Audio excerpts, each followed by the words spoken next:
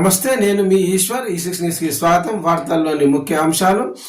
జర్నలిస్టులపై దాడిని రాష్ట్రంలోని రాజకీయ పార్టీ నాయకులు మొదలుకొని అందరూ ఖండిస్తున్నారు. జర్నలిస్టులపై దాడులను ఖండిస్తూ తెలంగాణలోని చాలా ప్రాంతాలలో కలెక్టర్ కార్యాలయం ముందు నిరసన తెలియజేస్తున్నారు. జర్నలిస్టులపై దాడి చేసిన వారిపై వెంటనే చర్య తీసుకోవాలని డిమాండ్ చేస్తున్న సంఘాలు. ఇది ఇలా ఉంటే, నటుడు మోహన్ బాబు జర్నలిస్టుపై దాడి విషయంలో మోహన్ బాబుకు బిగ్ షాక్ తగిలింది.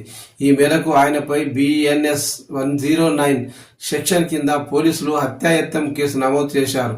అయితే బుధవారం మోహన్ బాబుపై 118 సెక్షన్ కింద FIR నమోదు చేసిన పోలీసులు లీగల్ ఒపీనియన్ తీసుకొని సెక్షన్ మార్చారు. కాగా హైదరాబాద్లోని జల్పల్లిలో మోహన్ బాబు నివాసం వద్ద మంగళవారం రాత్రి ఉద్రిక్తత పరిస్థితులు నెలకొన్నాయి.